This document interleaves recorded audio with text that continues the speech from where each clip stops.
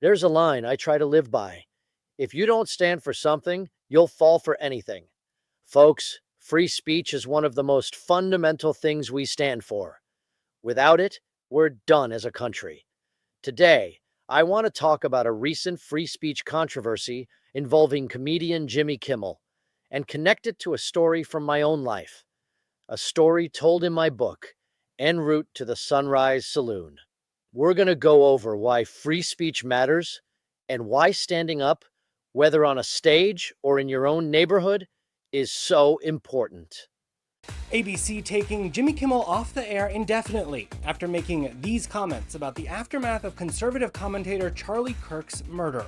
The MAGA gang desperately trying to characterize this kid who murdered Charlie Kirk as anything other than one of them. It's caught people's attention on Capitol Hill. There are many people that disagree, and that's the risk of giving your opinion, because typically talk show hosts don't give their opinions, but times have changed drastically. Jimmy Kimmel was suspended last week, but he returned to late night television last night.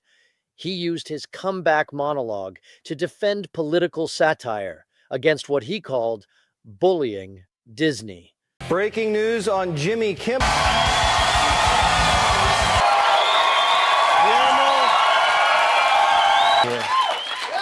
Anyway, as I was saying before I was interrupted.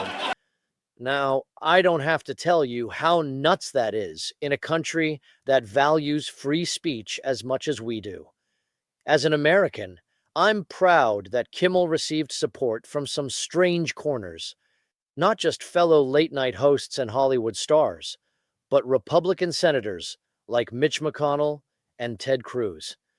In his return monologue, he thanked people who didn't agree with him, but defended his right to speak. Maybe most of all, I want to thank the people who don't support my show and what I believe, but support my right to share those beliefs anyway. People who I never would have imagined, like Ben Shapiro, Clay Travis, Candace Owens, Mitch McConnell, Rand Paul, even my old pal Ted Cruz, who, believe it or not, said something very beautiful on my behalf. I hate what Jimmy Kimmel said. I am thrilled that he was fired. Oh, wait, no, not that. The other part. But let me tell you, if the government gets in the business of saying, what you we can don't and can't like say what you, the media, have said, we're going to ban you from the airwaves if you don't say what we like, that will end up bad for conservatives. I don't think I've ever said this before, but Ted Cruz is right. The American Civil Liberties Union published an open letter signed by hundreds of celebrities calling Disney's suspension a dark moment for freedom of speech. And even after Disney reinstated him, some ABC affiliates owned by Sinclair and Nexstar refused to air his show.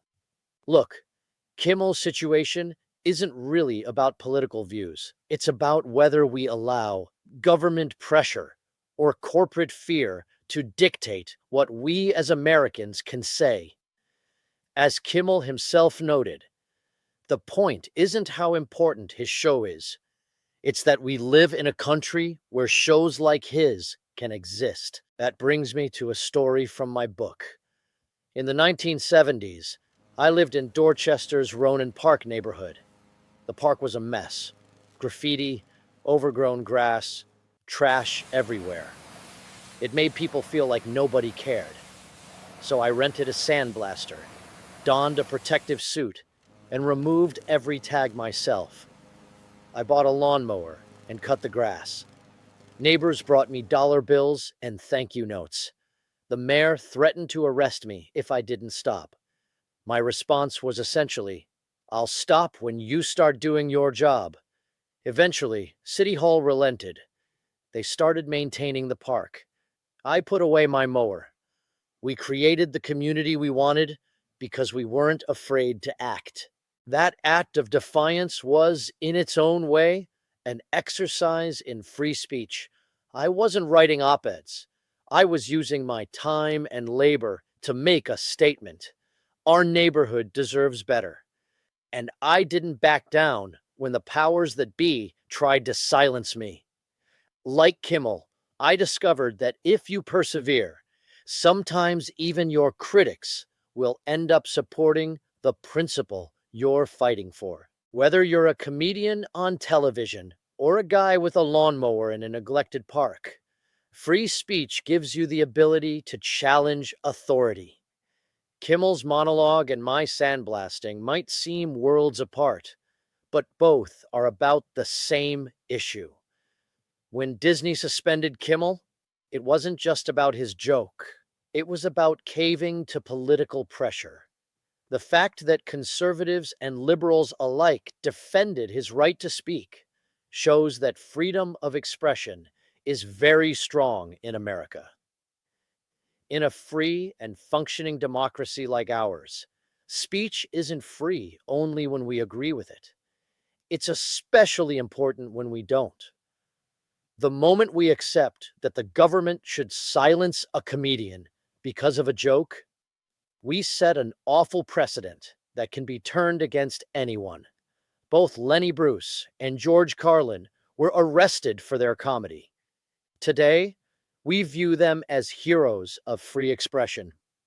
At the community level, free speech means being able to tell City Hall that your park needs mowing or that your tenant needs help without fear of retaliation. It means being able to confront bullies, whether they're in the schoolyard or the state house. It means acknowledging that sometimes we'll get it wrong, but the answer is more dialogue, not less.